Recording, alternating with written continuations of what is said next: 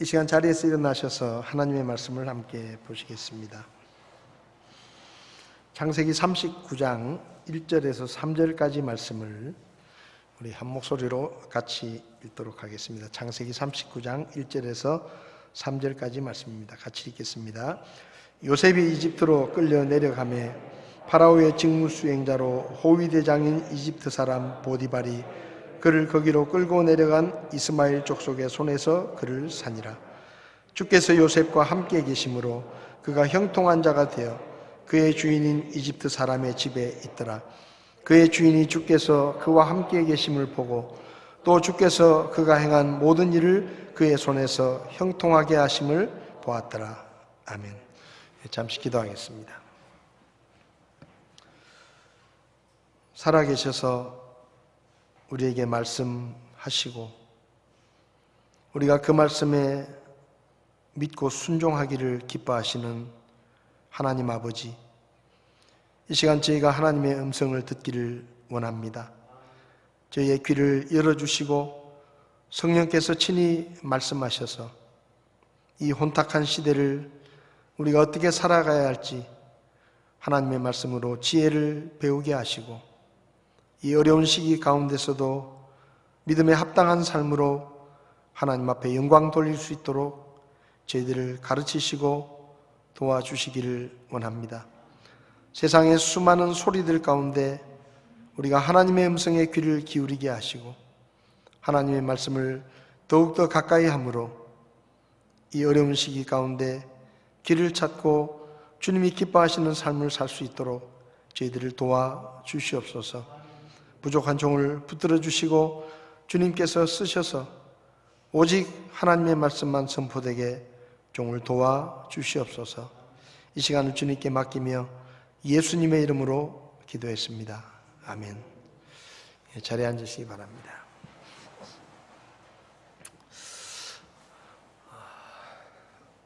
일 년 이상 계속되는 코로나 시기에 참 앞길이 잘 보이지 않고 또 앞으로 어떻게 될지 예상하기가 어려운 그런 시대 속에서 우리가 어떻게 길을 찾고 어떻게 답을 찾을 수 있을까 생각하면서 하나님의 말씀 속에 길이 있습니다 라는 그런 주제를 가지고 올해 주일 아침에 말씀을 나누고 있습니다.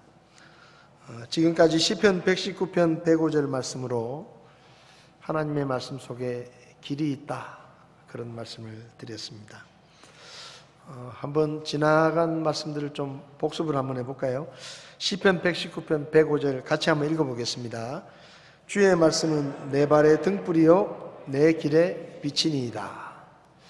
올 한 해 하나님의 말씀으로 여러분의 앞길을 비추시고 하나님의 말씀이 가르치는 대로 따라가서 길을 잃지 않기를 바랍니다.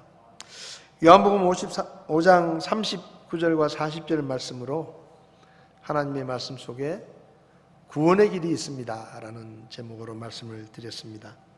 사람을 죄와 멸망에서 구원하시는 분은 하나님이 보내신 구원자 예수님 한 분밖에 없기 때문에 성경을 통해서만 구원의 길을 찾을 수 있다라는 말씀을 드렸습니다. 우리 같이 한번 읽어보겠습니다. 성경 기록들을 탐구하라. 너희가 그것들 안에서 영원한 생명을 얻는 줄로 생각하거니와 그것들은 곧 나에 대하여 증언하는 것들이니라. 그러나 너희는 생명을 얻기 위해 내게 오기를 원치 아니하는도다. 그 다음에는 에스겔서 37장의 말씀을 가지고 하나님의 말씀 속에 소망의 길이 있다라는 말씀을 드렸습니다. 뼈들이 가득한 골짜기에 하나님의 말씀이 선포되었을 때 그 뼈들이 힘을 얻고 살이 돋고 생기가 불어와서 생명의 골짜기로 변하는 에스겔서의 말씀을 살펴보면서 우리의 삶에도 오직 소망을 하나님께 두고 살아야 한다라는 말씀을 드렸습니다. 같이 한번 읽어보겠습니다. 그분께서 내게 이르시되 사람의 아들아 이 뼈들이 살 수 있겠느냐 하시기에 내가 대답하되 오 주 하나님이여 주께서 아시나이다 하니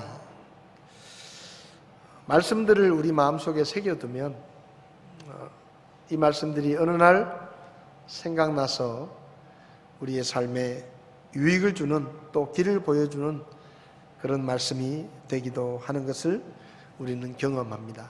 선교 주일에는 빌립보서 4장 19절 말씀을 가지고 하나님의 말씀 속에 선교의 길이 있습니다. 선교는 혼자 하는 것이 아니라 함께 하는 것이고, 우리가 선교를 위해서 헌신할 때 하나님께서 그 일을 계속할 수 있도록 우리의 필요들을 채우시고 우리를 도와주신다라는 말씀을 드렸습니다. 빌립보서 4장 19절을 같이 한번 읽어보겠습니다. 오직 내 하나님께서 그리스도 예수님을 통해 영광 가운데 자신의 부요하심에 따라 너희의 모든 필요를 공급하시리라. 아멘. 지난 주일에는 창세기 12장 2절 말씀을 가지고 하나님의 말씀 속에 의미 있는 삶의 길이 있습니다 라는 제목으로 말씀을 드렸습니다. 하나님의 말씀을 모를 때 내가 왜 사는지, 내가 무엇을 하면서 무엇을 위해 살아야 하는지를 잘 모르다가 하나님의 말씀을 들었을 때 나를 향한 하나님의 뜻을 깨닫게 되고 비로소 하나님 앞에 의미 있고 가치 있는, 하나님이 기억하실 만한 그런 삶을 살게 된다라는 말씀을 드렸습니다. 창세기 12장 2절 같이 한번 읽어보겠습니다. 내가 너로부터 큰 민족을 만들고 내게 복을 주어 내 이름을 크게 하리니 내가 복이 되리라. 지금까지 이런 말씀들을 함께 나눴는데 여러분들께서 이 말씀들을 좀 마음에 새기시고 암송도 하시고 그렇게 묵상을 하시면 좋겠습니다. 오늘은 창세기 39장 1절에서 3절까지의 말씀을 본문으로 하나님의 말씀 속에 형통의 길이 있습니다, 그런 제목으로 말씀을 드리려고 합니다. 오늘 본문을 보면 형통이라는 말이 2번 나옵니다. 2절에 주께서 요셉과 함께 계심으로 그가 형통한 자가 되어, 그리고 3절에 그의 손에서 형통하게 하심을 보았더라. 이렇게 형통이라는 말이 2번 나옵니다. 이 말씀을 통해서 특별히 형통이라는 의미와 또 형통에 대한 영적인 교훈을 좀 살펴보기를 원합니다. 먼저 이 말씀에서 우리가 배울 수 있는 것은 구원받은 그리스도인은 모두가 다 형통한 자다 하는 것입니다. 여기 2절을 보면 주께서 요셉과 함께 계심으로 그가 형통한 자가 되었다라고 성경은 말씀합니다. 누가 형통한 사람이냐? 하나님께서 함께 하시는 사람이 형통한 사람이다. 주께서 요셉과 함께 계심으로 그가 형통한 자가 되었다라고 말씀합니다. 여기서 우리가 좀 생각해 볼 것은 이 형통이라는 말의 의미입니다. 성경을 보면 우리는 형통이라는 말을 잘 안 씁니다. 그래서 좀 낯선 말이죠. 우리는 성공이라는 말을 많이 씁니다. 성공. 그래서 이렇게 보통 사람들은 성경에 나오는 형통이라는 말이 우리가 생각하는 성공이라는 말하고 같은 말이다, 이렇게 생각을 하는데, 사실은 이 형통이라는 말은 성공이라는 말하고는 좀 의미가 다릅니다. 성경을 보면 성공이라는 말은 딱 2번 나옵니다. 2번. 그러니까 성경 전체에서 성공이라는 단어는 2번밖에 나오지 않습니다. 그런데 형통이라는 말은 85회 걸쳐서 형통이라는 말을 쓰고 있습니다. 그러니까 우리는 그냥 성공이라는 말을 많이 쓰고 형통이라는 말을 잘 안 쓰기 때문에 사실 이 형통이라는 말은 좀 우리에게 낯선 말입니다. 이 형통이라는 말을 국어사전에서 찾아보면요, 모든 일이 뜻대로 잘 되어갑니다 라고 설명을 해놨습니다. 그러니까 그냥 국어사전만 쳐다보면 이 형통이라는 말은 성공이라는 말하고 별 다를 게 없습니다. 그래서 사람들은 형통이라는 말을 성공이라는 말과 같은 뜻이라고 생각을 하고, 하는 일이 잘 되고 또 재물이 더 많아지고 사회적인 지위가 높아지고 자식들도 잘 되고 병들지 않고 건강하고 걱정 근심 없이 편안하게 사는 것을 형통하는 것이다 라고 생각합니다. 근데 오늘 요셉의 이야기를 보면 형통이라는 말이 우리가 생각하는 성공과는 좀 다른 의미라는 것을 알게 됩니다. 여기서 형통이라고 번역된 찰라흐라는 히브리어 단어는 번영하다라는 뜻도 있지만 그보다 훨씬 더 많은 경우에 돌진하다, 깨트리고 앞으로 나가다, 넘어가다, 그런 의미로 쓰이는 말입니다. 그러니까 성경이 말하는 이 형통이라는 말은 하는 일이 잘 되고 돈을 많이 벌고 사회적 지위도 높아지고 승진을 하고 자식이 잘 되고 병들지 않고 건강하고 걱정 근심 없이 편안하게 사는 그런 성공이 아니라 어려움과 고난이 있고 방해와 시련이 있지만 그 어려움과 고난을 극복하고 방해와 시련을 넘어서서 계속해서 앞으로 나가서 마침내 이루어야 할 일을 이루는 것을 형통이라고 말한다는 것입니다. 그러니까 성공은 그냥 다 잘 되는 거예요. 그런데 형통은 끝까지 가봐야 하는 거예요. 끝까지 가봐야. 중간에는 폭풍도 일고 실패도 하고 불행도 닥치고 어려움도 겪지만 마지막에 뜻을 이루는 것을 형통이라고 볼 수 있습니다.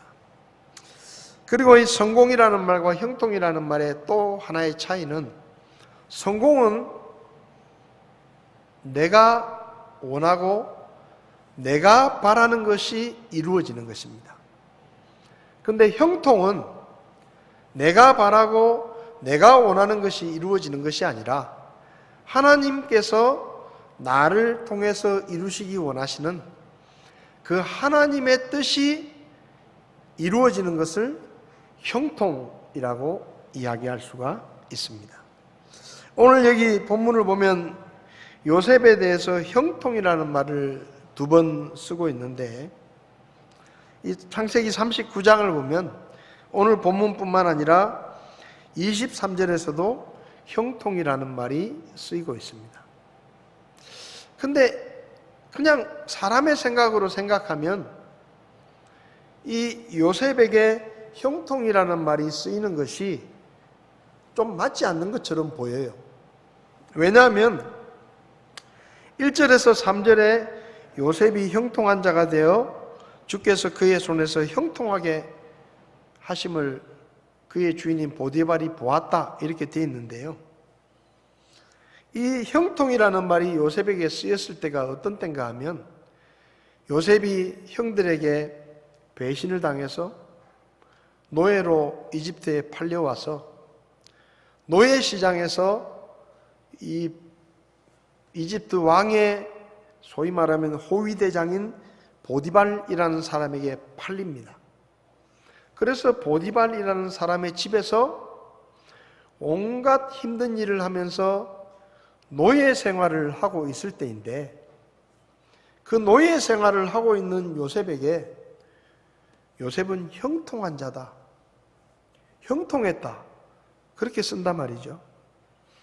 그리고 23절에 요셉에 대해서 형통이라는 말이 쓰였는데, 이 23절은 요셉이 보디발의 집에서 열심히 일을 해가지고 이제 좀 형편이 나아지고 주인에게 인정을 받고 조금 자리가 잡힐 때쯤에 무슨 일이 벌어졌는가 하면 보디발의 아내가 요셉을 유혹했는데 요셉이 그것을 뿌리쳤습니다. 근데 나중에 이 보디발의 아내의 거짓말 때문에 요셉이 주인의 아내를 겁탈하려고 했다는 억울한 누명을 쓰고 감옥에 갇혔어요. 그러니까 억울한 누명을 쓰고 감옥에 갇히게 된 거예요. 근데 성경은 그 요셉에 대해서 형통했다 이렇게 씁니다. 그러니까 어떻게 보면 사람의 생각으로 보면 저게 무슨 형통이냐 라고 생각되는데 하나님께서는 그 요셉에 대해서 형통이라는 말을 쓰셨다는 거죠. 요셉의 삶이 우리가 생각하는 성공과는 전혀 맞지 않을 때 하나님은 요셉에 대해서 형통했다라고 말씀하신 겁니다. 그러니까 이 말씀을 보면 우리가 생각하는 성공과 하나님의 말씀에 기록된 형통이라는 것이 좀 다르다. 그런 것을 우리가 알 수 있습니다. 그런데 요셉이 형통한 자가 됐다라고 말씀했는데 그 이유가 뭐냐? 주께서 요셉과 함께 계심으로 요셉이 형통한 자가 됐다. 이렇게 말씀하시는 거예요.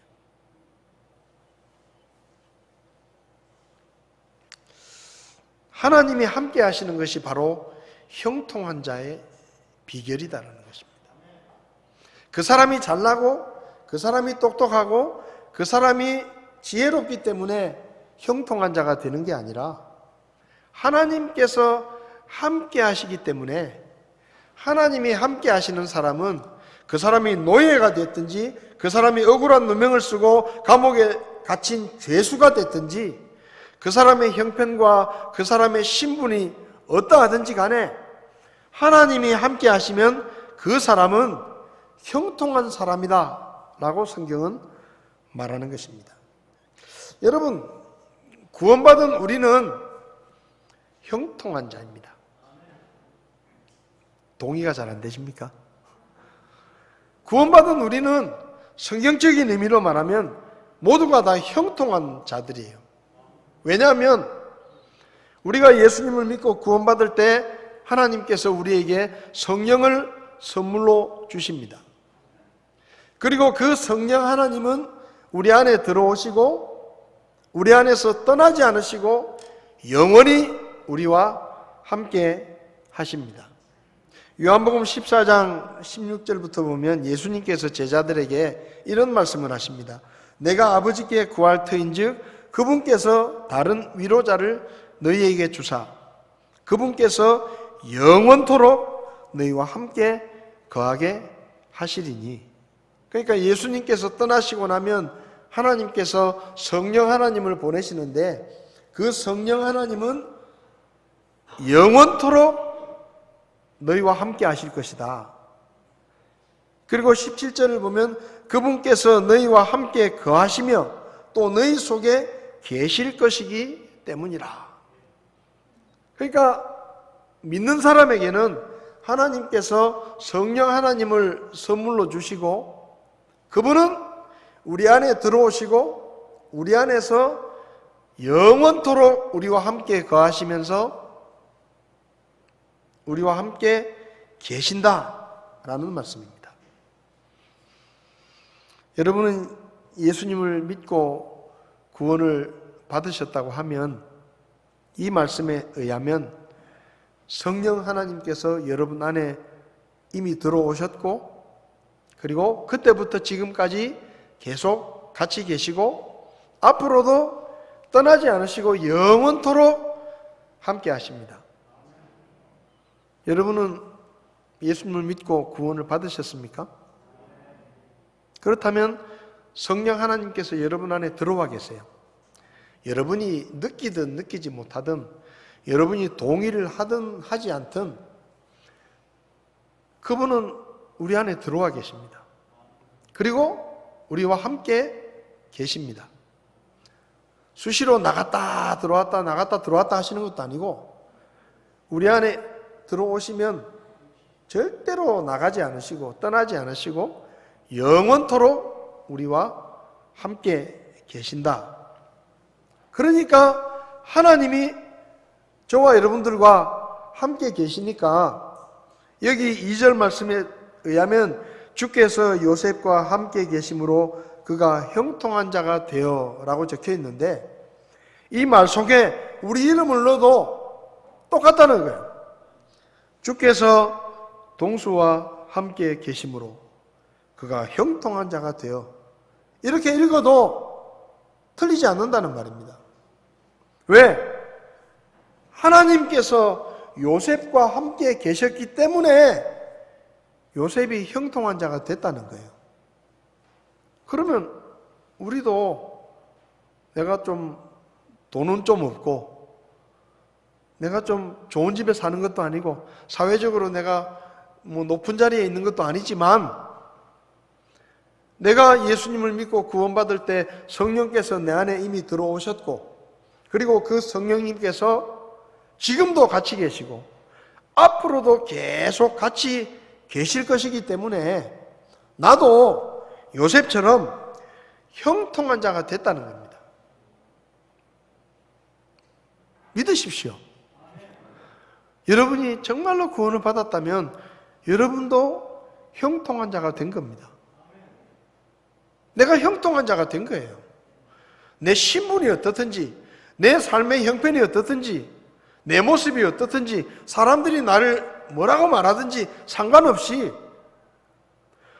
요셉이 형들에게 배신을 당해서 노예로 끌려왔습니다. 억울한 누명을 쓰고 감옥에 갇혔습니다. 근데 변하지 않는 게 있어요. 하나님이 요셉과 함께 계셨기 때문에 요셉은 노예가 되었더라도 죄수가 되었더라도 형통한 자라는 그 사실은 변하지 않는 겁니다. 주께서 요셉과 함께 계심으로 그가 형통한 자가 됐다. 여러분이 형통한 자가 되신 것을 축하합니다. 정말이에요. 형통한 자가 되신 것을 축하합니다. 예수 믿고 구원받아서 하나님이 함께 하시는 형통한 사람이 된 것을 축하드립니다. 기뻐해야 됩니다. 그런데 문제가 있어요. 형통한 자가 되었다고 해서 저절로 우리의 삶이 형통하는 것은 아니에요. 형통한 자가 됐다라는 말은 형통하는 삶을 살 기회를 받았다라는 뜻입니다. 야, 이제 내가 형통한 사람이 됐으니까 만사 형통하겠다. 그건 아니라는 거예요. 내가 형통한 자가 되었지만 하나님이 나와 함께 계셔서 형통한 자가 되었지만 내가 형통하는 삶을 살 것이냐 아니면 그렇지 못할 것이냐는 좀 다른 얘기라는 거예요. 내가 형통한 자가 됐으니까 앞으로 모든 것이 다 잘 될 것이다. 그렇지 않다라는 겁니다. 내가 형통한 자가 됐으니까 나는 가만히 있으면 형통하는 삶을 살 수 있다. 그게 아니라는 거예요. 오늘 본문을 보면 주께서 요셉과 함께 계심으로 그가 형통한 자가 되어라고 되어 있는데 여러분 이 요셉이 형통한 자가 됐다라고 하나님이 말씀하신 이때가 언젠가 하면 아직 별일이 안 일어났을 때입니다. 그러니까 그냥 요셉이 형들의 배신을 당해서 노예로 끌려갔는데 보디발의 집에 들어가게 됐는데 지금 아무것도 요셉이 한 일이 없어요. 그러니까 요셉이 형통한 자가 됐다라는 말은 어떤 일이 잘 됐기 때문에 형통한 자가 됐다라고 하신 게 아니고 그냥 요셉의 신분을 이야기한 거예요. 신분, 상태. 앞으로 너는 형통한 삶을 살 수 있는 형통한 사람이 됐다. 이를테면 이런 겁니다. 우리가 이제 운전을 하려면 운전면허를 취득해야 되잖아요. 그래서 내가 학원에 가가지고 열심히 공부를 하고 필기시험을 치르고 실기시험을 치러가지고 면허증을 땄어요. 자, 나는 이제 면허증을 가진 사람이 된 겁니다. 근데 면허증을 가졌다고 해서 운전을 잘하는 게 아니에요. 저절로 잘해지는 게 아니에요. 면허증을 땄다는 얘기는 뭡니까? 운전을 할 수 있는 자격을 얻었다는 거예요. 그죠? 운전을 해도 된다는 허가를 받았다는 얘기입니다. 그런데 그 면허증을 가지고 그냥 운전을 하면 되냐? 연습을 해야 돼요. 운전을 연습을 하고 경험을 쌓아야 운전을 잘하게 되는 겁니다. 면허증 손에 있다고 해서 저절로 막 운전을 하는 게 아니에요. 물론 앞으로 자율주행차가 나오면 면허증이 없어도 운전을 차를 타고 다닐지 모릅니다. 그냥 뭐 말만 하면 되니까. 그런데 아직까지는 면허증을 가지고 있다고 해서 가만히 있어도 되는 때가 아니에요. 면허증을 받았다는 얘기는 운전을 할 수 있는 자격을 얻었다는 것이고 운전을 할 수 있다라는 허가를 받은 것입니다. 요셉이 형통한 자가 됐다라는 말은 형통하는 삶을 살 자격을 얻었다는 것이고 형통하는 삶을 살 수 있는 기회를 얻었다는 것이지 가만히 있으면 모든 게 다 형통한다 그런 의미가 아니라는 거예요. 그런데 오늘 본문을 보면 2절에 주께서 요셉과 함께 계심으로 그가 형통한 자가 되어 그의 주인인 이집트 사람의 집에 있더라 이렇게 돼 있는데 3절을 보면 그의 주인이 주께서 그와 함께 계심을 보고 또 주께서 그가 행한 모든 일에 그의 손에서 형통하게 하심을 보았더라. 요셉은 형통한 자가 되었을 뿐만 아니라 형통하는 삶을 살았습니다. 23절에도 감옥의 간수는 그의 손밑에 둔 것은 무엇이든 돌아보지 아니하였으니 이는 주께서 그와 함께 계셨기 때문이라. 주께서 그가 행한 일을 형통하게 하셨더라. 그러니까 요셉은 운전면허증도 땄지만 운전도 잘하게 된 거예요. 형통한 자가 되었을 뿐만 아니라 형통하는 삶을 살았다는 겁니다. 자, 그러면 우리도 형통한 자가 됐어요.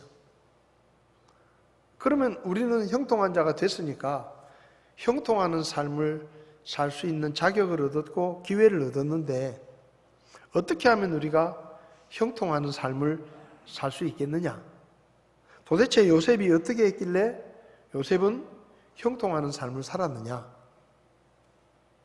한마디로 말하면 하나님의 말씀에 순종하며 살 때 형통하는 삶을 살 수가 있습니다. 3절에 주께서 그의 손에서 행하는 모든 일을 형통하게 하셨다. 23절에 주께서 그가 행한 일을 형통하게 하셨다. 이렇게 되어 있는데요. 요셉은 형통한 자가 되었고 형통하는 삶을 살았습니다. 그러면 요셉이 어떻게 형통하는 삶을 살았느냐? 7절에서 9절 말씀을 보면 그 이유를 알 수가 있습니다.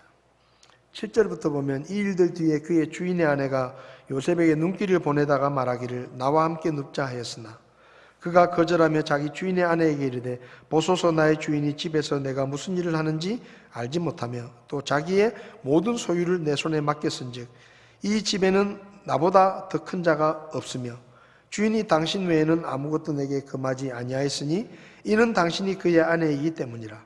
그런즉 내가 어찌 이 큰 악을 행하여 하나님께 죄를 지으리까? 요셉은 성경을 보면 용모가 준수하고 잘생겼다라고 적혀 있습니다. 얼굴이 잘생기고 용모가 준수하고 매력적인 청년이었습니다. 그러니까 이 보디발의 아내가 요셉을 보고 반했어요. 그래서 요셉에게 야, 나와 함께 즐기자. 그렇게 요구를 하는 겁니다. 근데 요셉이 그 요구에 대해서 뭐라고 이야기를 했는가 하면 두 가지를 이야기합니다. 하나는 이건 주인을 위해서 내가 하면 안 되는 일입니다. 주인을 위해서 내가 하면 안 되는 일이라는 거예요. 그 다음 두 번째는 하나님 때문에 나는 그렇게 할 수 없습니다. 이 말은 뭔가 하면 요셉의 삶의 선택의 기준이 하나님의 말씀이었다는 거예요. 하나님의 말씀에 비추어 볼 때 이 일은 하면 안 되는 일이다 하면 요셉은 안 했습니다.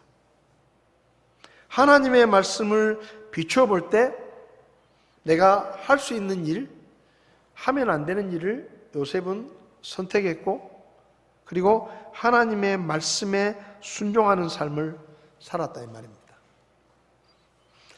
여러분, 하나님께서 요셉이 하는 일을 형통하게 하신 것은 요셉이 하나님의 말씀을 지키며 순종했기 때문입니다. 그래서 성경을 보면요, 형통이라는 말이 성경에 많이 나오는데 대부분은 이 형통이라는 말은 그냥 형통이라는 말만 나오는 게 아니고 하나님의 말씀과 연관이 되어서 나옵니다. 여호수아 1장을 보면 하나님께서 여호수아에게 이렇게 말씀하십니다. 오직 너는 마음을 강하게 하고 심히 용감한 자가 되어 내 종 모세가 내게 명령한 모든 율법대로 지켜 행하고 그것을 떠나 오른쪽으로나 왼쪽으로나 치우치지 말라. 그리하면 네가 어디로 가든지 형통하리라. 8절에도 너는 이 율법책을 내 입에서 떠나지 말게 하며 밤낮으로 그것을 묵상하여 그 안에 기록한 모든 것에 따라 지켜 행하라. 그리하면 내가 내 길을 형통하게 하며. 그러니까 형통이라는 말을 성경이 말씀할 때는 뭐하고 연관시키는가 하면 하나님의 말씀에 대한 자세와 하나님의 말씀에 대한 태도와 연결되어 있다는 말이에요. 시편 1편에서도 그는 주의 율법을 기뻐하며 그분의 율법을 밤낮으로 묵상하는도다. 그는 물 있는 강가에 심은 나무 곧 제철에 열매를 맺는 나무 같으며 그의 잎사귀 또한 시들지 아니하리로다. 그가 하는 것은 무엇이든지 형통하리로다. 주의 율법을 기뻐하며 그분의 말씀을 묵상하고 그 말씀에 순종하는 사람에게 형통이 이루어진다라는 거예요. 신명기 29장에서 모세는 이스라엘 백성들에게 설교를 하면서 9절에 이렇게 말합니다. 그런즉 이 언약의 말씀들을 지키고 행하라. 그리하면 너희가 하는 모든 일에서 너희가 형통하리라. 열왕기상 2장에서도 다윗이 죽기 전에 솔로몬에게 유언을 합니다. 근데 이렇게 말해요.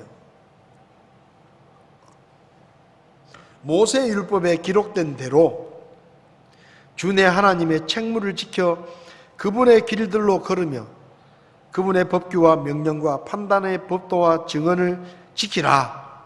그리하면 내가 하는 모든 일에서 또 내가 어디로 행하든지 형통하리라. 역대하 31장에 히스기야 왕에 대해서 기록하고 있는데 히스기야가 온 유다에서 두루 이같이 행하되 주 자기 하나님 앞에 선하고 올바르고 참된 것을 행하였으니 그가 자기가 시작한 모든 일 곧 하나님의 집에서 섬기는 일이나 율법에서나 명령에서 자기 하나님을 구하고 마음을 다해 그것을 행하였고 형통하였더라. 그러니까 형통하는 사람이 된 사람이 하나님의 말씀을 가까이 하고 그분의 말씀을 지키고 그분의 말씀에 순종하면 하나님께서 그 사람이 하는 모든 것을 형통하게 하신다라는 것입니다. 요셉은 형통한 자입니다. 하나님이 함께 계시기 때문에. 그런데 동시에 요셉은 형통하는 삶을 살았습니다. 왜요? 하나님의 말씀에 따라 살았기 때문에. 그래서 요셉은 17살에 형들에게 배신을 당해서 이집트의 노예로 팔려왔지만, 그리고 억울한 누명을 쓰고 감옥에 갇혔지만 하나님께서 그를 형통하게 하시고 나이 30살에 13년 만에 그 어두운 감옥에서 요셉을 끌어올리셔서 이집트의 총리가 되게 하셨고, 그리고 요셉을 통해서 이스라엘 백성의 뿌리가 되는 야곱의 가족들이 흉년 속에서 살아남았어요. 그런데 그게 뭘 의미하느냐? 만약에 흉년이 들어서 요셉이 없었으면 야곱의 식구들이 흉년에 양식을 구하지 못해서 굶어 죽었을지도 몰라요. 그렇게 되면 어떻게 되느냐? 하나님이 보내시는 예수님이 태어날 수가 없어요. 근데 요셉이 하나님의 말씀에 순종함으로 형통하는 삶을 살았기 때문에 그 요셉을 통해서 비록 노예로 팔려가고 억울한 누명을 쓰고 죄수로 살았지만 결국 마지막에는 하나님께서 그를 통해 이루실 일을 이루셨다는 것입니다. 그래서 뭐예요?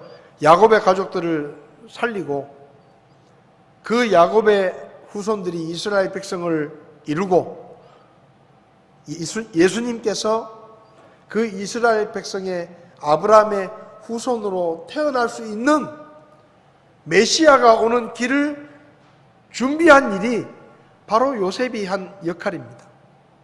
그런데 그 일을 요셉이 잘했다 이 말이에요. 끝마쳤다 이 말입니다. 왜? 형통한 사람이 되어가지고 형통하는 삶을 살았어요. 여러분, 우리가 예수님을 믿고 구원받을 때 성령 하나님께서 우리 안에 들어오셨고 지금도 함께 계십니다. 그래서 우리는 형통한 자가 되었습니다. 그러면 이제 뭘 해야 되느냐? 형통하는 삶을 살아야 돼요. 하나님이 원하시는 열매를 맺고 하나님이 맡기신 사명을 이루고 우리를 통해 이루시고자 하시는 그분의 뜻을 이룰 수 있는 기회를 우리가 얻었는데 우리가 하나님의 말씀을 멀리하고 하나님의 말씀에 순종하지 않고 내 마음대로 살면 그 기회는 기회로 끝나버립니다. 하나님이 원하시는 열매를 맺지 못해요. 하나님이 원하시는 일을 할 수 없어요. 하나님이 맡기신 사명을 이룰 수가 없어요.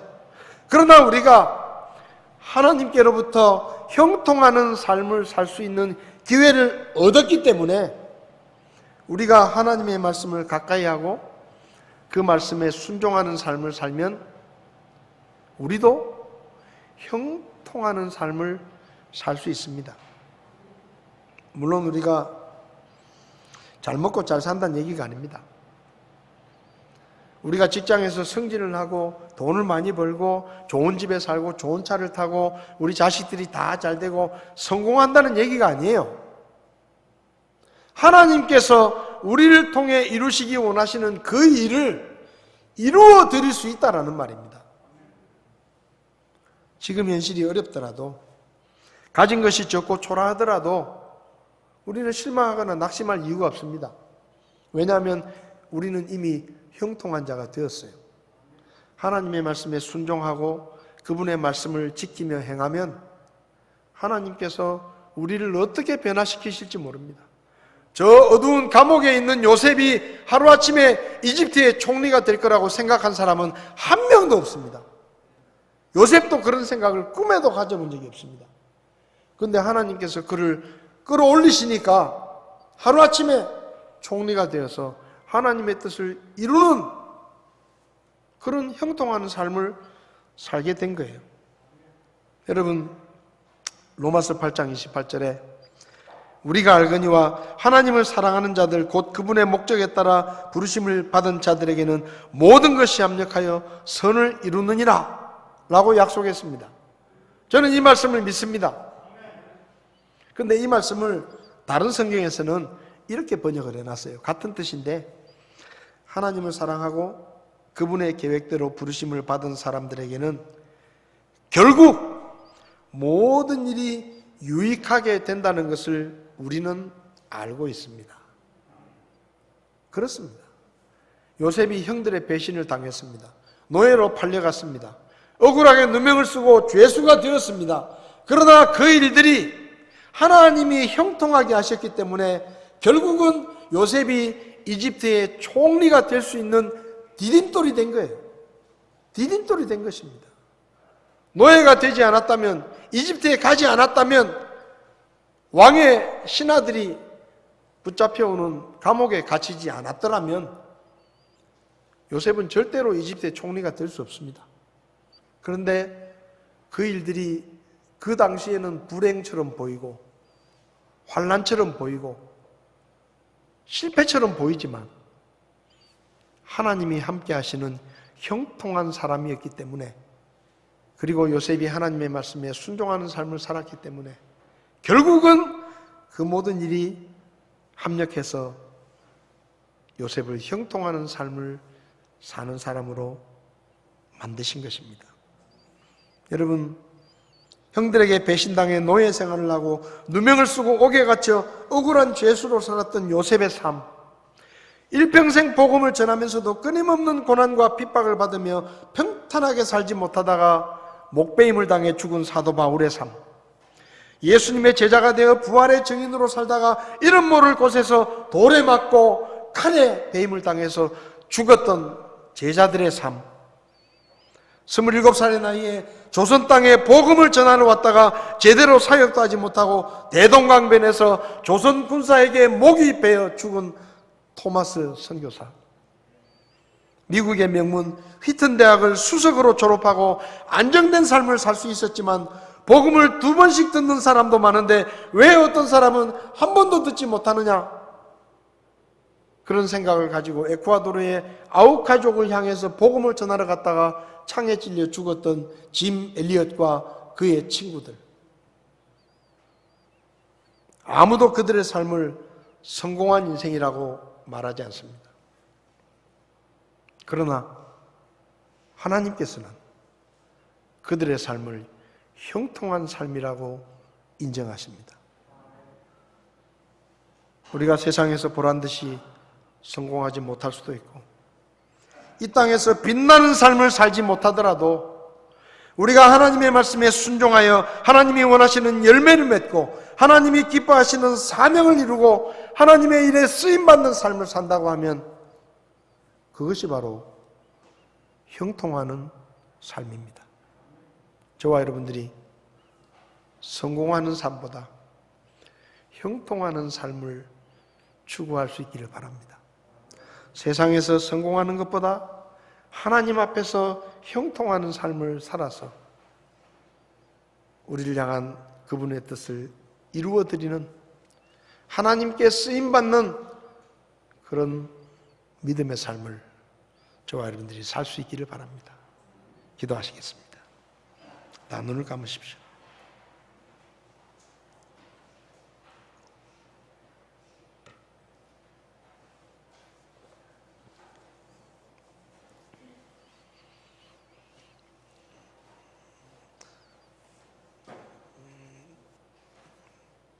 나의 갈 길 다 가도록 찬송가가 있습니다. 그동안에 우리는 이 찬송가를 부르면서 무슨 일을 만나든지 만사 형통하리라, 그 말이 우리가 가진 믿음과 안 맞다고 생각해서 바꾸어 부르기도 했습니다. 무슨 만사 형통이냐?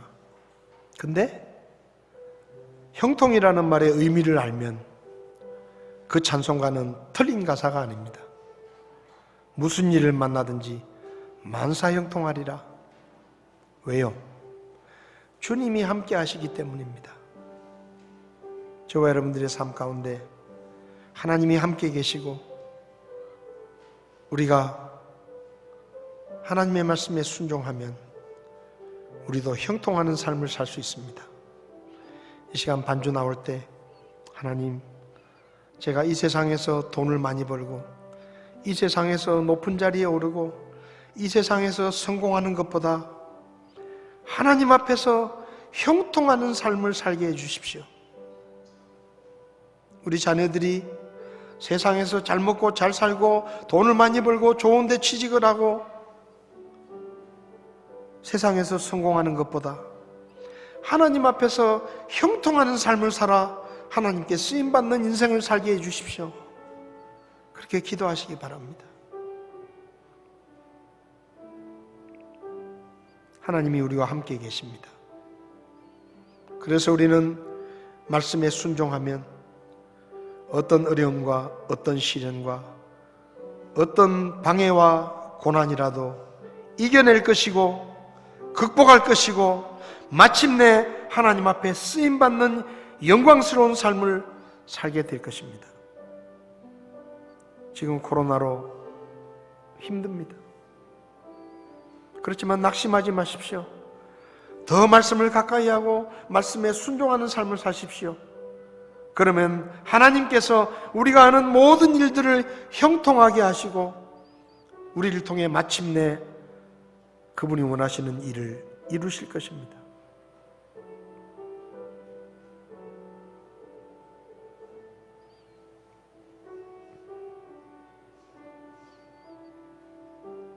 살아계신 하나님,